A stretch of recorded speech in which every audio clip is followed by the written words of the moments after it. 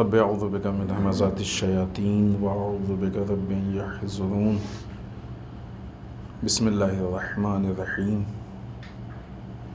الحمد للہ وسلام علی عبادہ الذین اصطفیٰ ولعنۃ الدائمۃ الباقیۃ علی اعدائہم اجمعین من الآن الی قیام یوم الدین اما بعد اوصیکم ونفسی بتقوی اللہ وقال علی بن ابی طالب علیہ الصلاۃ والسلام وَالسُّلُوُ عِوَضُكَ مِمَّنْ غَدَرَ۔ اس پہلے خطبے میں سب سے پہلے اپنے نفس اور آپ سب کو اللہ کے تقوی کی دعوت دیتے ہوئے تقریباً 2.25 مہینے ایام اعزاء میں سرکار سید الشہداء امام حسین علیہ الصلاۃ والسلام ان کے اصحاب، انصار، عزیز، اقارب کی قربانیوں کو، ان کی سیرتوں کو سننے کے بعد ہم کافی حد تک تقوی کے راستے پہ یقیناً مضبوط ہوئے ہوں گے۔ ضرورت اس بات کی ہے کہ ہم ائمہ کی یا معصومین کی یا انبیاء کے سیرت پہ غور و فکر کریں باریکی سے۔ جس طریقے سے ایک انسان جب بزنس اور کاروبار کرتا ہے تو وہ غور کرتا ہے کہ کس جگہ ہم پیسہ انویسٹ کریں گے تو پروفٹ زیادہ ہے، کہاں پہ فائدہ ہے، کہاں نقصان ہے، یعنی خلاصتاً یہ کہ اپنے فائدے اور نقصان پہ غور کرتا ہے۔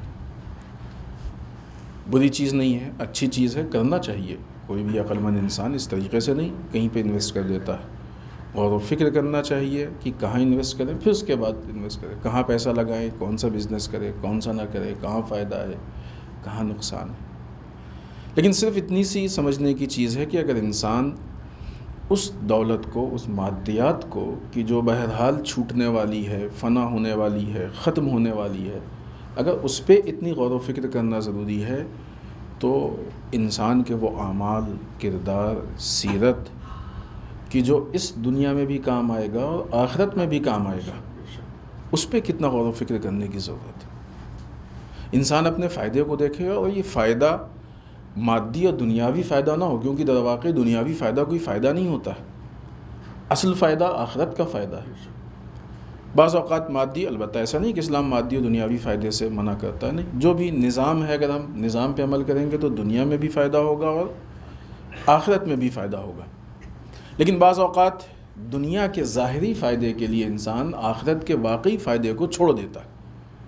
یہ مقصد ہے کہ انسان دنیاوی فائدے کو نہ دیکھے، مطلب آخرت کے فائدے کے مقابلے میں نہ دیکھے، آخرت کے فائدے کے ساتھ ہے تو بہت اچھی چیز ہے اور یقیناً ہے۔ اور حقیقت بھی یہی ہے کہ وہ فائدہ دنیا کا کہ جو آخرت کے فائدے کے ساتھ ہے، صحیح معنوں میں وہی فائدہ ہے۔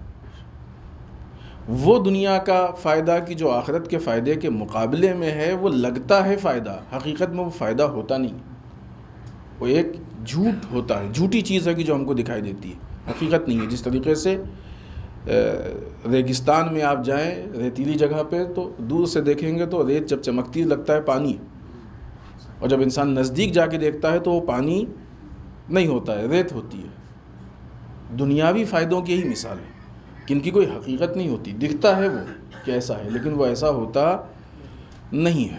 لہذا فائدہ وہی ہے انسان کا کہ جو آخرت کے فائدے کے ساتھ ہے۔ اس راستے پہ جو کردار، جو سیرت، جو نظام، جو سسٹم ہم کو لے جا سکتا ہے وہ اہل بیت کی سیرت ہے، ائمہ کی سیرت ہے، انبیاء کی سیرت ہے، اور وہ الہی نظام ہے، اور یہی وہ چیز ہے کہ جو ہم کو تقوی پروردگار کی طرف لے کے جاتی ہے۔ اگر ہم تقوی الہی کو اپنائیں گے، اللہ کے تقوی کو، یعنی نظام کو اللہ کے، تو ہم اپنی زندگی کو اہل بیت کے راستے پہ لے جائیں گے، اس راستے پہ لے جائیں گے کہ جہاں پہ فائدہ ہے اور واقعی حقیقی فائدہ ہے۔ ایسا فائدہ نہیں ہے کہ جو ہم کو لگے کہ فائدہ ہے، در واقع نہ۔ آئیے اس کے بعد امیر المومنین مولائے متقیان حضرت علی ابن ابی طالب علیہ السلام کا یہ کلمہ کہ جس میں امام ارشاد فرماتے ہیں وَالسُّلُوُ عِوَضُكَ مِمَّنْ غَدَرَ۔ امام فرماتے ہیں کہ غداری کرنے والے کا بدلہ بھول جانا ہے، یعنی انسان اس کو فراموش کر دے، بھول جائے۔ اگر آپ کو یاد ہو تو مولا کائنات کے کلمات قصار میں ایک کلمہ شروع ہوا تھا جس میں مولا کائنات نے اخلاقی پوائنٹس ہم کو بتائے تھے، وہ 13 چھوٹے چھوٹے جملے اس میں، ان میں سے ہم لوگوں نے 3 پہ گفتگو کر لی ہے، اور یہ چوتھا ہے کہ جس میں امام ارشاد فرماتے ہیں کہ بھول جانا غداری کرنے والے کا بدلہ ہے، یعنی اس کا عوض جو ہم کو دینا ہے وہ کیا ہے کہ ہم بھول جائیں۔ غداری کسے کہتے ہیں؟ سنا ہوگا آپ نے، غدار جو اس نے وعدہ کیا ہے، جو اس کا راستہ ہے، جو طریقہ ہے، اس راستے سے ہٹ جائے، اس کو کہتے ہیں غدار۔ عرف عام میں یہی اسی معنی میں استعمال ہوتا ہے۔ اسی لیے وہ لوگ کہ جو ملک کے خلاف، نظام کے خلاف جاتے ہیں، ان کو غدار کہا جاتا ہے۔ دوست ساتھ میں ہیں اور ایک دوست نے دوسرے دوست کا اگر وقت پہ ساتھ نہیں دیا تو کہتے ہیں غدار، یعنی چھوٹے معیار پہ بھی غدار ہوتا ہے اور بڑے معیار پہ بھی غدار ہوتا ہے۔ خوب ہماری گفتگو میں آئے گا، لیکن ابھی ہم فی الحال صرف بیچ میں ایک جملہ عرض کر رہے ہیں کہ جس طریقے سے دوستی کے معاملات میں غدار ہوتا ہے، جس طریقے سے دنیا کے معاملات میں غدار ہوتا ہے، جس طریقے سے ملک کے معاملات میں غدار ہوتا ہے، ویسے ہی دین کے معاملات میں بھی غدار ہوتا ہے۔ غدار کے معنی کیا ہیں؟ غدار اصل میں وہ انسان کہ جو اپنے عہد کو، اپنے وعدے کو بھول جائے، جو اس نے عہد کیا ہے اس عہد کو بھول جائے، اسے کہتے ہیں غدار۔ اور ان ساری جگہوں پہ اسی لیے کہا ہی جاتا ہے اس کو غدار کہ مثلا ہمارا ایک آپس میں عہد تھا، معاہدہ تھا، ایک امید تھی، حداقل بعض اوقات امید کی بنیاد پہ بھی کہا جاتا ہے کہ جو اسی معنی میں کہ بالآخر زبان سے نہیں تھا لیکن آپس میں ایک انڈرسٹینڈنگ تھی، لیکن اس نے اس کو فالو نہیں کیا، اس کی رعایت نہیں کی۔ لہٰذا غدار وہ کہ جو عہد کو بھول جائے، عہد کی کو توڑ دے، عہد کے خلاف جائے، اس کو غدار۔ اگر کوئی شخص کسی سے، ظاہر ہے یہ غداری ایک ایسا معاملہ ہے کہ دو طرف تو ہونا چاہیے نا، ایک پارٹی وہ کہ جو عہد توڑے اور ایک وہ کہ جس کا توڑے۔ تو جو انسان عہد توڑ رہا ہے، جب وہ عہد توڑتا ہے یعنی غداری کرتا ہے، تو جس کے ساتھ غداری کی ہے اس کا رویہ 2 طرح سے ہو سکتا ہے، یا ایسے لوگوں کا رویہ عام طور سے 2 طرح سے ہوتا ہے۔ ایک طریقہ کیا ہوتا ہے، اچھا ٹھیک ہے اس نے غداری کی ہے، اس نے کہ کوئی وقت آئے گا تو ہم ایسا کہہ نہیں رہے۔ ایک طریقہ یہ ہے کہ جو ہوتا ہے، ایک وقت آئے گا تو ہم بھی اس کو بتائیں گے، ایسے ہی نازک موقع پہ ہم بھی اس کو دھوکہ دیں گے، بتائیں گے، چھوڑیں گے، اس طرح سے لوگ، یا مثلا لڑتے ہیں، جھگڑتے ہیں، مار پیٹ، گالم گلوچ، بد زبانی، بد کلامی، اس طرح کی، یہ پریکٹیکل مسئلہ ہے، یہ پریکٹیکل مسئلہ ہے، عملی مسئلہ ہے۔ اسلام انسان کے عمل سے ہٹ کے کوئی چیز نہیں ہے، یہ عام طور سے ہم لوگوں کی زندگی میں عموماً ہوتا ہے۔ ایک طریقہ یہ ہے کہ انسان پہ غصے میں آنے کے بعد اس سے بدلہ لینے کی کوشش کرتا ہے۔ ایک طریقہ یہ ہے کہ انسان اس پورے واقعے کو بھلا دیتا ہے، فراموش کر دیتا ہے، ٹھیک ہے کر دی غداری۔ کسی بھی دھوکے سے یا کسی بھی معاملے سے، چاہے وہ پازیٹیو اس میں ہو یا نگیٹو اس میں ہو، انسان کو ایک نتیجہ ملتا ہے۔ یہ نتیجہ اصل اس معاملے کا جو سرمایہ ہے یا آؤٹ پٹ ہے، یہ وہ ہے۔ مثلا اگر کسی نے دھوکہ دے دیا تو یہ معلوم ہو گیا کہ یہ غدار ہے، اب زندگی میں کبھی اس پہ بھروسہ نہیں کرنا چاہیے۔ اردو میں محاورہ ہے کہ ٹکے کی ہانڈی گئی، کتے کی اوقات معلوم ہو گئی۔ تو جس معاملے میں غداری کی ہے وہ ایک معاملہ تو خراب ہوا، لیکن اب آج کی تاریخ سے پوری زندگی تک یہ طے ہو گیا کہ اس آدمی پر بھروسہ نہیں کر سکتے، لہٰذا اب باقی کی زندگی تمہاری محفوظ ہو گئی. یہ تو فائدے میں ہے نا، پروفٹ میں. باقی کی زندگی ہماری محفوظ ہو گئی. ان دو راستوں میں مولا کائنات جس راستے کو بتانا چاہتے ہیں وہ دوسرا والا راستہ ہے. عجیب بات ہے نا یہ. تم اس کو بدلے میں دھوکہ مت دو، تم اس کو بدلے میں لڑائی مت کرو، جھگڑا مت کرو، فساد مت پھیلاؤ، غلط کام مت کرو. امام کیا کہتے ہیں کہ غداری کا بدلہ یہ ہے کہ اس معاملے کو تم بھول جاؤ، فراموش کر دو. یہ دوسرا والا راستہ ہے کہ جو امام ہماری زندگی کے لیے، عملی زندگی کو اچھا بنانے کے لیے بتاتے ہیں. اصل میں ایسے حالات ہوتے ہیں کہ یہ جو اس طرح کے دھوکے سامنے آتے ہیں، لوگ عہد شکنی کرتے ہیں. اسلام نے اس کی بہت مذمت کی، عہد شکنی کرنے والے کی، اور گناہ کے اعتبار سے بہت ساری چیزیں، اب انشاءاللہ ہم اس کو بھی آگے آپ کی خدمت میں عرض کریں گے. جو عہد شکنی کرتے ہیں، دو چیزوں کی وجہ سے عہد شکنی کرتے ہیں، اور معاشرے میں رائج ہوا جا رہا ہے. کسی سے بھی وعدہ کر لیتے ہیں، اور کوئی وعدہ کیا آپ نے، ہاں کہہ دیا ابھی فی الحال بات ٹالنے کے لیے، دیکھیں گے بعد میں. یعنی آپ کی زبان کی کوئی ویلیو نہیں ہے. کہہ دیا ہے یعنی بات ہی یہ سوچ کے کہیے کہ توڑ دیں گے. یعنی انسان خود یہ طے کر رہا ہے کہ زبان کی. کسی جگہ پہ کوئی گیا سامان لینے تو اس نے کہا کہ بھائی آپ نے سب کچھ کر لیا ہے، کچھ تو آپ بیانہ دیجئے نا، تو ہم اس بات کو پکا سمجھیں. کتنا کہا؟ 1000 روپے تو حد اقل دے دیجئے. تو آپ سوچئے اس کا مطلب کیا ہوا کہ 1000 روپے کی ویلو اس کی زبان سے زیادہ ہو گئی. یعنی اس کی زبان کی ویلو 1000 روپے کی بھی نہیں ہے. یہ حالات ہیں آج کے، پریکٹیکل حالات ہیں، یہ عملی حالات ہیں یہ آج کے. یعنی انسان کی زبان کی ویلو ختم ہو گئی ہے. زبان کی ہے، زبان کے لیے تو آدمی بڑی بڑی قربانیاں دے دیتا ہے، اور دینا چاہیے. ایک مرتبہ کہہ دیا تو ختم بات ہے. زبان ہے، سوائے اس کے کہ پھر حرام کا راستہ نہ ہو، غلط نہ ہو، ایک الگ چیز. تو انسان کے زبان کی ایک ویلو ہونا چاہیے کہ انسان نے وعدہ کیا اتنی آسانی سے. دو وجہوں سے یہ حالات پیش آتے ہیں غداری کے. ایک وجہ یہ ہوتی ہے کہ انسان کو ایسے حالات لگتے ہیں کہ ٹھیک ہے ہم نے وعدہ تو کیا تھا، لیکن اس کو پورا کریں گے تو نقصان ہو جائے گا ہمارا. اس کو ایسا لگتا ہے، لہٰذا بظاہری نقصان سے اپنے آپ کو بچا، یا مشکل میں پڑ جائیں گے، پریشانی ہوگی، بہت زیادہ دقت ہوگی، بہت زیادہ مشکلات کا سامنا کرنا پڑے گا، فلاں کریں گے، یا خطرہ ہے بہت زیادہ، اس کو پورا کریں گے تو ہمارے لیے خطرات ہیں. تو ایسے حالات سے بچنے کے لیے انسان کیا کرتا ہے کہ آسان ہے کہ بات ہی سے پلٹ جاؤ، چھوڑ دو، ختم، نہ کریں گے، نہ یہ ساری چیزیں فیس کرنی پڑیں گی. یا کبھی کبھی انسان اہمیت اس لیے نہیں دیتا ہے کہ اس کے اندر خود جو اس کے پاس پاور ہوتا ہے، مادی پاور، اس کی وجہ سے اپنے کو بہت بڑا سمجھنے لگتا ہے.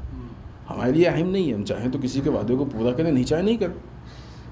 کیا حیثیت ہے، وہ کر کیا لے گا اگر ہم نہیں پورا؟ ایسا لوگ کہتے ہیں، غلط ہے. اگر ہم نہیں پورا کریں گے کیا کر لے گا، کیا مشکل. اس بنیاد یہ ایک طرح کا نشہ ہے. نشے کی پرابلم ہی یہی ہے.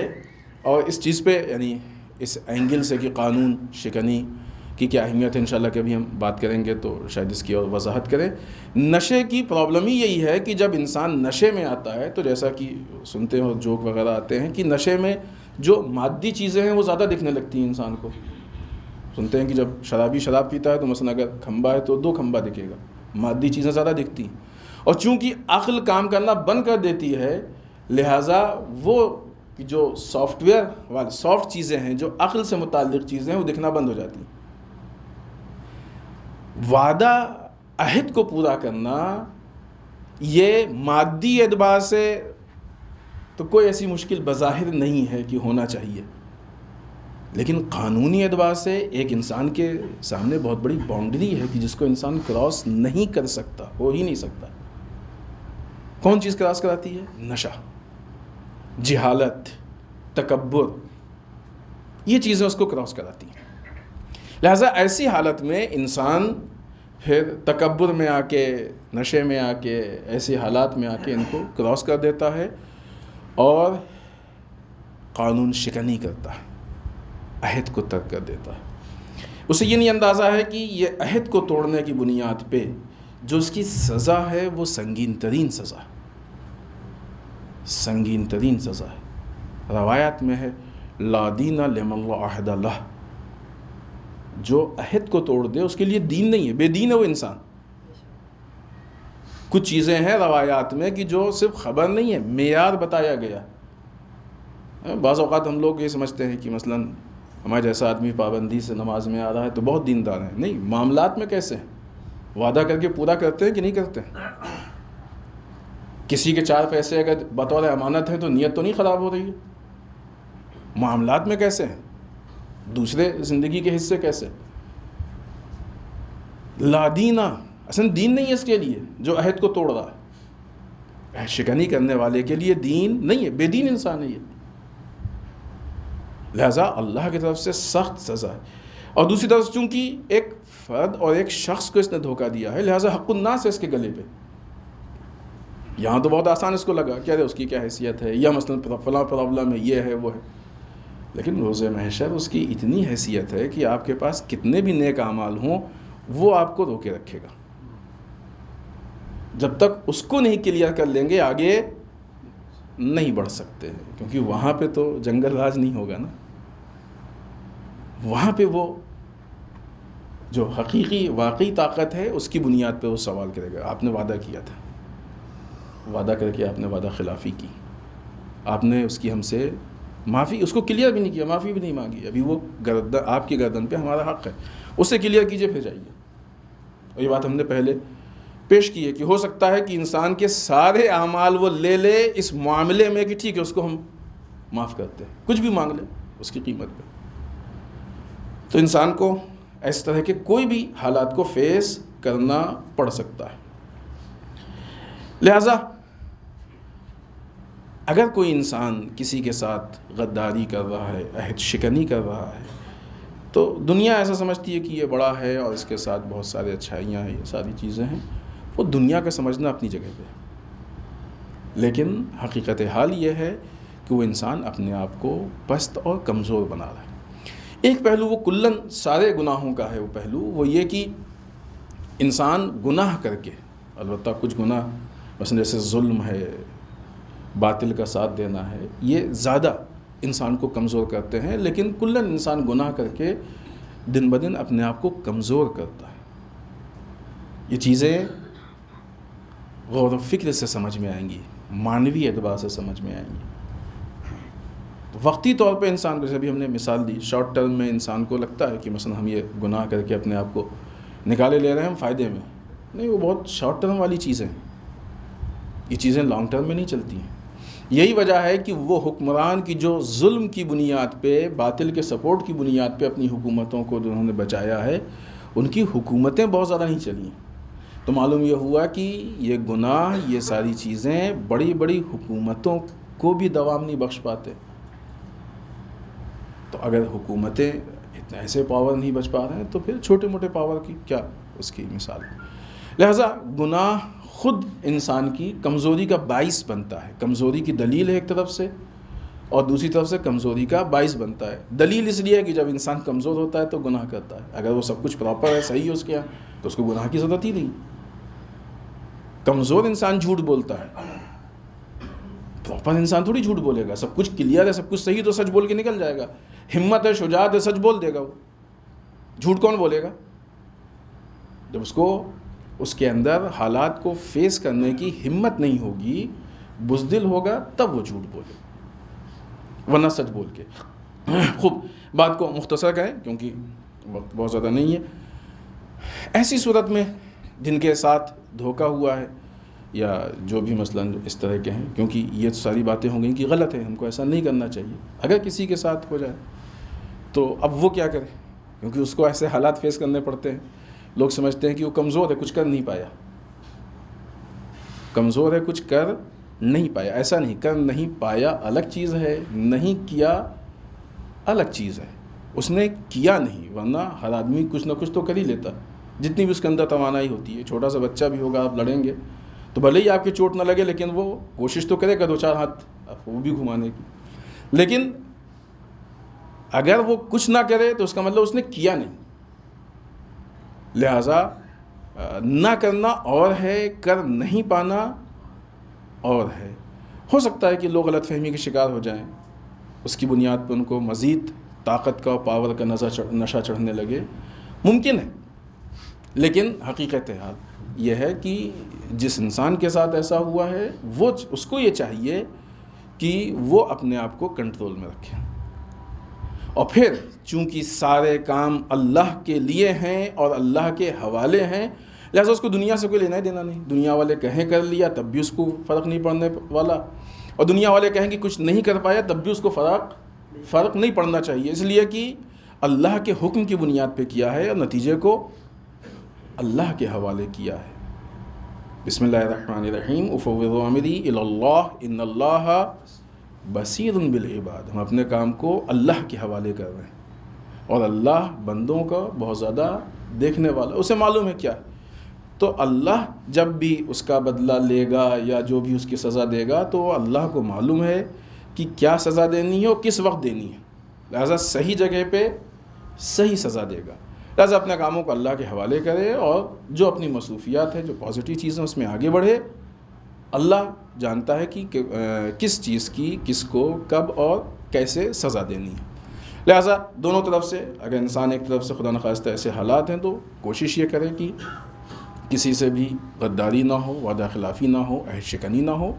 دوسری طرف سے اگر کسی نے کر دیا ہے سامنے سے، تو انسان اس معاملے کو طول نہ دے، اس معاملے کو ختم کرنے کی کوشش کرے، فراموش کرنے کی، بھول جانے کی کوشش کرے، تاکہ معاملے خراب نہ ہوں اور معاشرے میں فساد نہ پھیلے۔ بسم اللہ الرحمن الرحیم، انا اعطیناک الکوثر فصل لربک وانحر ان شانئک هو الابتر۔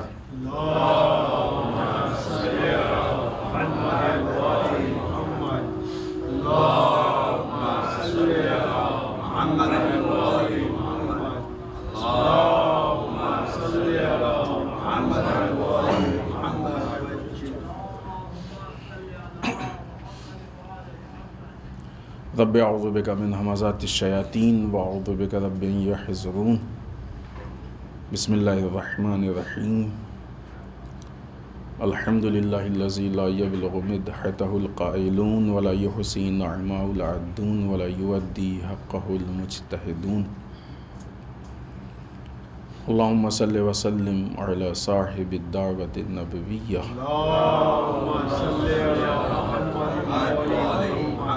وصولة الحیدریہ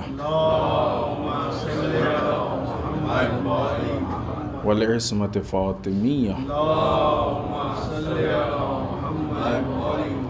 والحلم الحسنیہ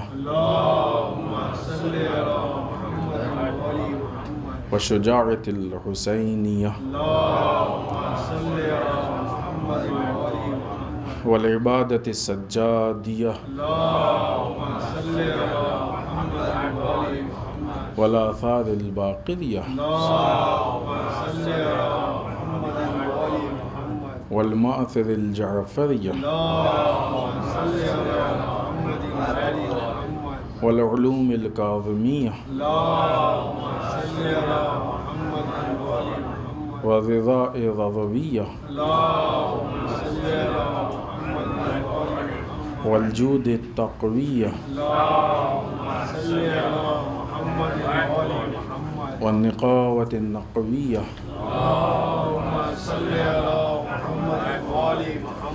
والہیبة العسکریہ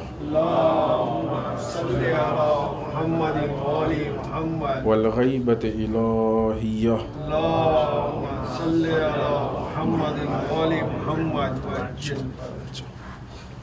ولعنة الدائمة الباقية على أعدائهم أجمعين من الآن إلى قيام يوم الدين۔ اما بعد، اس دوسرے خطبے میں ایک بار پھر اپنے نفس اور آپ سب کو اللہ کے تقوی کی تاکید کرتے ہوئے اس ہفتے کے مناسبات میں اہم ترین مناسبت، اگرچہ وہ اگلا جمعہ ہے، یعنی ظاہر شب جمعہ و جمعہ، آنے والی 17 ربیع الاول، دو عظیم شخصیات کی ولادت ہے۔ محمد مصطفیٰ رسول اللہ صلی اللہ علیہ وآلہ وسلم اور انہی کے ساتھ صادق آل محمد امام جعفر صادق علیہ السلام۔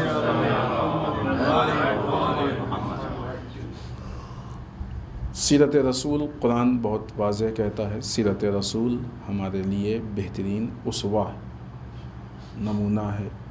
نمونہ اگرچہ اسوہ کا ایک مکمل ترجمہ نہیں ہے، لیکن ٹھیک کسی حد تک سمجھنے کے لیے۔ تو اگر بنیادی اعتبار سے ہم لوگ صرف اس جملے پہ عمل کریں قرآن مجید کے کہ رسول کو اپنے لیے اسوہ بنا لیں، آئیڈیل بنا لیں، نمونہ بنا لیں، تو یقیناً ہماری زندگی فرق ہو جائے گی، زندگی میں فرق ہو جائے گا، زندگی کامیابی کی طرف بڑھے گی، بہت ساری بدبختیوں سے ہم نکل جائیں گے، بہت ساری خرابیوں سے ہم، کیونکہ رسول کی جو سیرت ہے اس میں ذاتی اور انفرادی اعتبار سے بھی بہت ساری چیزیں ہیں کہ جو ہمارے لیے ایک مشعل راہ یا نمونہ عمل ہو سکتی ہے، قومی اعتبار سے بھی بہت ساری چیزیں ہیں، سوشل اعتبار سے، اجتماعی اعتبار سے بھی بہت ساری چیزیں ہیں کہ جو ہمارے لیے مشعل راہ ہو سکتی ہیں۔ ایک کمپلیٹ اور پرفیکٹ سیرت ہے رسول کی۔ ائمہ معصومین انبیاء کے علاوہ اور اہم ترین ذات رسول ان کے علاوہ دنیا میں کوئی ذات ہے ہی نہیں کہ جو اس اعتبار سے کسی کے لیے نمونہ عمل ہو کہ اس کی ذات، اس کی سیرت کمپلیٹ ہو، نہیں ہے کمپلیٹ، مکمل پرفیکٹ ہو، نہیں، یہ جذباتی چیز نہیں ہے، یہ حقیقت ہے۔ آپ کی نگاہ میں کوئی ہو تو آپ بتائیے۔ اور یہ بات سمجھنے کی بھی ہو، کہنے کی بھی ہے بار بار، تاکہ ہمارے جوان دھوکہ نہ کھائیں کہ مثلا ہمارے لیے آئیڈیل فلاں ایکٹر، وہ تو اور بدترین ہے۔ جو انسان کی بیسک ریکوائرمنٹ ہوتی ہیں، ضروریات ہوتی ہیں، بیسک جو ان کے مسائل ہوتے ہیں، وہ تو اس سے بھی نہیں آشنا ہوتے ہیں۔ اور وہ جو راستہ ہے، دیکھیں یہ سیرت رسول کا راستہ، سیرت رسول نہیں کہا گیا، لیکن راستہ وہی ہے۔ قرآن مجید نے کیا کہا ہے کہ ذکر اللہ کا ذکر لوگوں کو اطمینان بخشتا ہے، لوگوں کے دلوں میں اطمینان ڈالتا ہے، لوگ مطمئن ہوتے ہیں۔ سیرت رسول پہ چلیں گے تو اطمینان ملے گا، یہ بہت بڑی دولت ہے۔ اگر کوئی مطمئن ہے تو بہت بڑی دولت ہے اس کے پاس۔ اطمینان کو آپ مارکیٹ سے نہیں خرید سکتے، مادی دولتوں سے اطمینان نہیں آتا ہے، یہ اللہ کے دیے ہوئے نظام سے آتا ہے۔ افسوس اس چیز کا ہے کہ جن لوگوں کو ہمارے جوان اپنے لیے آئیڈیل اور نمونہ عمل بنا رہے ہیں، ان میں آئے دن خودکشی، فلاں مسائل، فلاں مشکلات، وہ مصیبتیں بڑھتی جا رہی ہیں۔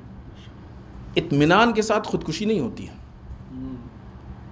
خودکشی کا مطلب یہ کہ اضطراب اتنا بڑھ گیا ہے کہ اب اس انسان کے اندر ایسا اس کو لگتا ہے کہ ہمیں برداشت کرنے کی صلاحیت نہیں۔ اس طرح کے مسائل روز بروز بڑھتے جاتے ہیں۔ تو تھوڑا سا ہم لوگ غور کریں، غور و فکر کریں کہ ہم کس کو اپنا آئیڈیل بنائیں، کس کو اپنا نمونہ عمل بنائیں۔ دوسری چیز، رسول اللہ صلی اللہ علیہ وآلہ وسلم انسانوں کو انسان بنانے کے لیے آئے تھے، لہذا رسول لوگوں کے ظاہر کے اعتبار سے، مادیات کے اعتبار سے بھی نمونہ عمل ہیں کہ کس حد تک مادیات اپنائیں، کتنی، کیسے، اور روحانیات کے اعتبار سے، سافٹ ویئر کے اعتبار سے بھی نمونہ عمل۔ جن لوگوں کو ہم بنا رہے ہیں، البتہ یہ توہین ہے رسول کی کہ اب مقایسہ ایسے پست لوگوں سے کیا جائے، لیکن حالات ہیں، ابھی کیا کیا جائے۔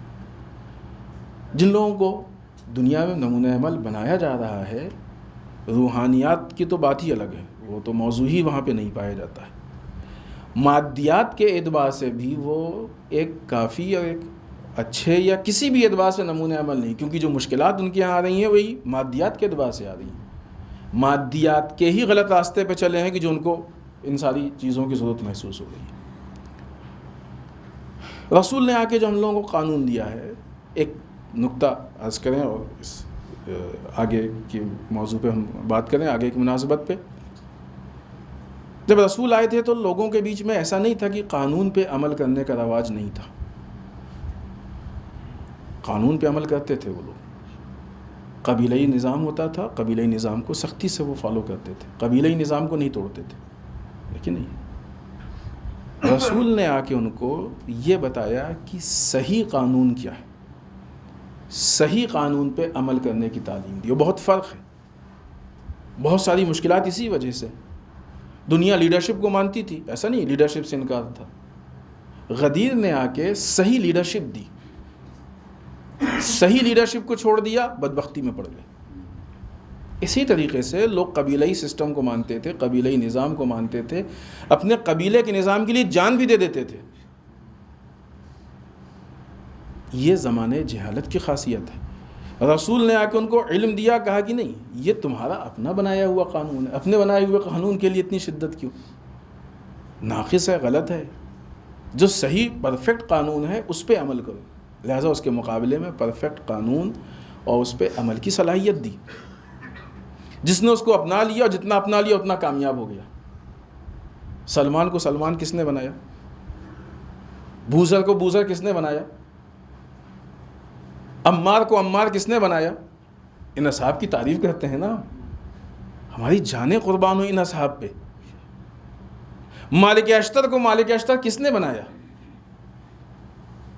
انہوں نے رسول پہ بھروسہ کیا، اللہ پہ بھروسہ کیا، اور کوشش کی کہ جو نظام الہی ہے ہم اس کے عین مطابق چلیں گے، اس کو ہم نہیں توڑیں گے.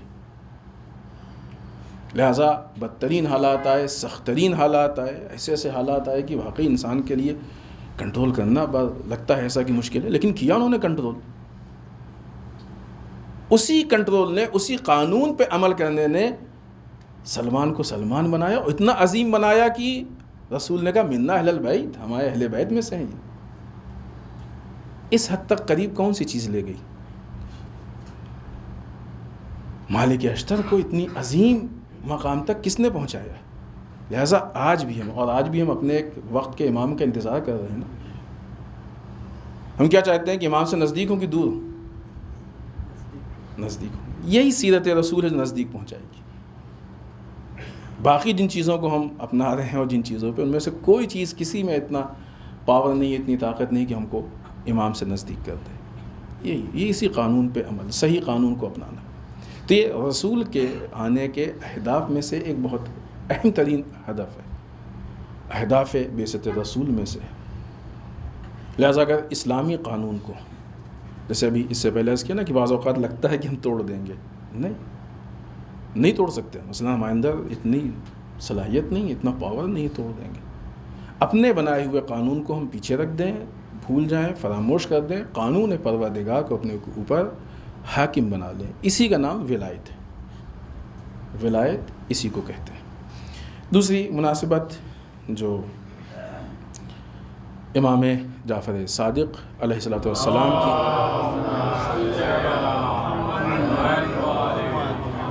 ولایت بسعادت ہے. امام کی سیرت میں اس سے پہلے بھی بارہا ہم نے عرض کیا ہے اور پھر عرض کر رہے ہیں آپ کی خدمت میں. امام نے جب موقع پایا تو بھرپور ایجوکیشن پہ کام کیا. یوں تو کسی بھی قوم کو ہمیشہ ایجوکیشن کی ضرورت رہتی ہے اور سخت ترین ضرورت ہوتی ہے، لیکن خاص کر کے آج کے ان ماحول میں ہماری قوم کو مزید ایجوکیشن کی ضرورت ہے. ہماری ذمہ داری یہ ہے کہ ہم جیسے بھی جتنا بھی ہو سکے ایجوکیشن پہ کام کریں، اور ایجوکیشن کو اتنا مضبوط کریں کہ صحیح معنوں میں علم ہماری پہچان تھا، اس پہچان کو ہم واپس لے لیں. تیسری چیز جو مناسبت اس ہفتے کی ہے وہ ہفتہ وحدت. برادران اہل سنت کے ہاں رسول اللہ صلی اللہ علیہ وآلہ وسلم کے ولایت بسعادت کی تاریخ 12 ربیع الاول ہے، سب کو معلوم ہے، اور ہم لوگوں کے ہاں 17 ربیع الاول ہے جو مانی جاتی ہے. امام خمینی نے ایک بہترین طریقہ دیا کہ اتنی عظیم شخصیت، اتنی عظیم ذات اس دنیا میں آئی ہے تو ہم 12 سے 17 تک جشن منائیں. یہ وہ جگہ ہے کہ جہاں پہ سارے مسلمان ایک پلیٹ فارم پہ آ جائیں گے اور مسلمان ایک دوسرے سے نزدیک ہوں گے. اس ہفتے کو ہفتہ وحدت کہا، اتحاد کا ہفتہ، اتفاق کا، آپسی میل جول کا، نزدیک ہونے کا ہفتہ۔ الحمدللہ یہ ہفتہ وحدت بالخصوص اور بالعموم وہ جو دوسری کوششیں ہیں اتحاد و اتفاق کی، وہ دن بدن مضبوط سے مضبوط تر ہوتی جا رہی ہیں، رنگ لاتی جا رہی ہیں۔ مسلمانوں میں اتحاد، اتفاق، یکجہتی، آپسی نزدیکیاں دن بدن بڑھتی جا رہی ہیں، اگرچہ دشمن کی کوشش ہے کہ وہ یہ اتحاد نہ ہونے دے، اتحاد کے خلاف بہت کام کر رہا ہے۔ انہوں نے اختلاف کے لیے ہفتے بنائے ہیں، یہ اور بات ہے کہ چونکہ وہ ظاہر سی بات ہے کہ جاہلانہ کام ہے، احمقانہ کام ہے، ان کا نام لینے والا کوئی نہیں ہوتا ہے، ان کا ہونا بھی نہیں چاہیے، ذکر کرنے والا کوئی نہیں ہوتا ہے، ہونا بھی نہیں چاہیے، کیونکہ یہ ایک ایسا کام ہے کہ جو معاشرے میں فساد پھیلاتا ہے، مفسد کام، فساد پھیلانے والا۔ کہیں بھی انسان مل جل کے رہے ایک اچھی چیز ہے، لہذا ہماری بھی یہ ذمہ داری ہونی چاہیے کہ ہم ان دنوں میں آپسی اتحاد و اتفاق کا مظاہرہ کریں اور اس کو نزدیک کرنے کی، یعنی اس کو پیش کرنے کی، لوگوں کے سامنے پریزنٹ کرنے کی کوشش کریں۔ اتحاد پہ الحمدللہ پروگرامز، گفتگو باندازے کافی ہیں، اگرچہ ایسا نہیں ہے کہ بس ختم کریں یا کم کریں، لیکن بہرحال ضرورت اس بات کی ہے کہ عملی اعتبار سے ہم لوگ پروگرامنگ کریں، عملی اعتبار سے آگے بڑھیں اور عملی اعتبار سے یہ ثابت کریں کہ ہم لوگ ساتھ اٹھ بیٹھ سکتے ہیں، ساتھ رہ سکتے ہیں، ساتھ نماز پڑھ سکتے ہیں۔ یوں بھی ایسا نہیں ہے کہ اختلاف ہے، بالآخر لوگ معاملات کرتے ہیں آپس میں۔ جو لوگ یہ کہتے ہیں کہ اتحاد نہیں ہو سکتا ہے، وہ بھی، اور یہ ان کے جھوٹے ہونے کی سب سے بڑی دلیل بھی ہے کہ وہ معاملات کرتے ہیں، پروگرامز میں آتے جاتے ہیں، شادی بیاہ میں آتے جاتے ہیں، ملتے ہیں، جلتے ہیں، سب کچھ کرتے ہیں، ضرورت پڑنے پہ ساتھ میں رہتے بھی ہیں، ساتھ میں سفر کرتے ہیں۔ یہ اور بات ہے کہ زبان سے کہتے ہیں نہیں ہو سکتا، نہیں ہو سکتا، آپ چھوڑ دیجئے تو ہم سمجھیں، آپ ان سے معاملات کرنا چھوڑ دیجئے تو ہم سمجھیں کہ آپ واقعی کہہ رہے ہیں کہ نہیں ہو سکتا، آپ پروگرامز میں آنا جانا چھوڑ دیجئے تو ہم سمجھیں کہ آپ سچ بول رہے ہیں، آپ دوسرے معاملات چھوڑ دیجئے۔ پتہ نہیں کیوں بس وہ دین پہ آ کے جب ہوتی ہے کہ اتحاد ہو سکتا ہے تو کہتے ہیں نہیں ہو سکتا ہے۔ یہ صرف بہکانے کے لیے ہے، یہ وہ ہو سکتا ہے والا کام ہے کہ جس کی ائمہ نے کوشش کی ہے۔ میں نے یہ بات آپ کی خدمت میں پہلے بھی عرض کی تھی کہ جب تک ائمہ کا وجود رہا ہے، مسلمانوں کی مسجد ہوتی تھی، فرقوں کی مسجد نہیں ہوتی تھی۔ ائمہ نے مسجدوں کو فرقوں میں نہیں بٹنے دیا، قربانی دی ہے ائمہ نے۔ اتحاد بین المسلمین ائمہ کا مشن ہے، جس کے لیے مولا کائنات نے قربانی دینی شروع کی تو آخر تک اس سلسلے میں ائمہ نے قربانی دی ہے اتحاد کے لیے۔ ورنہ اگر اتفاق اور جدائی اور دوریاں اچھی چیز ہوتی تو روز اول ائمہ سب کچھ الگ کر لیتے، سب کچھ الگ کر لیتے، لیکن کوشش یہ کی کہ مسلمان صرف ایک فرقہ نہیں، مسلمان سینٹرلائز ہو، مسلمانوں میں جدائیاں نہ ہوں، مسلمانوں میں دوریاں نہ ہوں، مسلمانوں میں فرق نہ ہو۔ ہماری ذمہ داری ہے کہ ائمہ کے مشن کو، ہاں اغیار کی یہ کوشش تھی جھگڑا کرائیں، چونکہ باطل پالیٹکس ہوتی ہے کہ جو لوگوں کو بانٹ کے ان کے اوپر حکومت کرتی ہے، الہی پالیٹکس میں لوگوں کو ملا کے ان کے اوپر حکومت کیا جاتا ہے، لہٰذا یہ اغیار کی کوشش ہے بانٹنا، ائمہ کی کوشش تھی ملانا۔ اس کے بعد موجودہ حالات میں دو باتیں ہمیں عرض کرنی تھیں لیکن شاید ایک ہی ہو پائے گی۔ جو تبدیلیاں ہو رہی ہیں، مستقل الگ الگ طرح کے حملے سامنے دیکھنے میں آ رہے ہیں، کبھی مسلمانوں پہ حملہ اور کبھی اسلام کے نظام پہ حملہ۔ افغانستان میں بلاسٹ کیا گیا، حکومت افغانستان کے لیے واقعی یہ شرمندگی کی بات ہے کہ مسلسل ایک فرقے کے اوپر اس طریقے سے اس کو ٹارگٹ کیا جا رہا ہے، یہ غلط ہے، یہ آپ کے نااہل ہونے کی دلیل ہے کہ آپ ناکارہ ہیں۔ جو بیسک چیز ہوتی ہے اپنی عوام کے لیے کہ اس کو محفوظ رکھیں، حفاظت دیں، سیکورٹی دیں، نہیں دے پا رہے ہیں آپ، ایسا کیوں؟ یہ اور ظاہر ہے کہ اس حملے کی سخت ترین مذمت ہر ایک کو کرنی چاہیے اور جواب طلب کرنا چاہیے کہ آپ بتائیں کہ ایسا کیوں ہو رہا ہے آپ کی حکومت میں۔ نہیں آپ چلا سکتے ہیں، آپ کنارے ہٹیں، جو لوگ اہل ہیں ان کو دیں، وہ حکومت کریں گے، لیکن اس طریقے سے لوگوں کی جان کے ساتھ کھلواڑ یہ کہیں سے بھی جائز نہیں ہے۔ اسرائیل کا مسلسل فلسطینیوں پہ حملہ یہ خود ایک مسئلہ ہے، اور یہ بہرحال اسرائیل کے حالات کو بھی سامنے لا رہا ہے۔ کویت نے بھی UN میں اسرائیل کے خلاف اپنا اسٹیٹمنٹ دے کے اس نے بھی مورچہ کھول لیا۔ تو یہ دونوں طرح کی چیزیں ہمارے سامنے آ رہی ہیں۔ ایک طرف سے حملہ مسلمانوں پہ اور ایک طرف سے حملہ نظام اسلام پہ، یہ سمجھے، اور دونوں چیزوں کو بچانا ہماری ذمہ داری ہے۔ مسلمانوں پہ اگر حملہ ہو رہا ہے تو ظاہر سی بات ہے جو بھی ہمارے پاس ہو سکتا ہے کچھ چیزیں ہم نہ بچا پائیں، افغانستان پہ لوگوں پہ حملہ ہوا تو بھی ہم ظاہر ہے کہاں جا کے بچا پائیں گے، لیکن ہم مذمت کر سکتے ہیں، ہو سکتا ہے وہ مذمت بچانے میں مددگار ثابت ہو سکتا ہے، لیکن جو ہماری آواز ہوگی اور ہمارے جیسوں کی آواز ہوگی، ہم سب کی آواز ہوگی تو وہ یقیناً بچا سکتی ہے۔ دوسری طرف سے نظام پہ حملہ، مسلمان بھی نظام کی بنیاد پہ مارا جا رہا ہے، نظام سے ہٹ جائے تو کون مارے گا؟ نظام کو ہم بچا سکتے ہیں، یہ ہمارے لیے ممکن ہے چاہے ہم دنیا کے کسی کونے میں ہو۔ کیسے بچا سکتے ہیں؟ ہم نظام پہ عمل کر لیں۔ سب سے پہلا قدم یہی ہے جو سب سے زیادہ مضبوط بناتا ہے کسی نظام کو، وہ یہ کہ ہم نظام پہ عمل کرنا شروع کرتے ہیں۔ مثلا حجاب کو لے کے اتنا مسئلہ ہے، ہم اپنی بہنوں سے گزارش کریں گے کہ وہ حجاب کو اور اچھا بنا لیں، جو کرتی ہیں بہت اچھی چیز، وہ دیکھیں کہ ان کی کوالٹی میں کوئی مشکل تو نہیں، کوالٹی کو اور بہتر بنا لیں، جو نہیں کرتی ہیں وہ بھی کرنے لگیں۔ دشمن کیسے چھین سکتا ہے ہم سے ہمارے حجاب کو؟ کمزوری اسی لیے پڑا ہے حجاب کی، اس لیے کہ ہم نے اس کو، ہماری خواتین نے اس کو کمزور کیا۔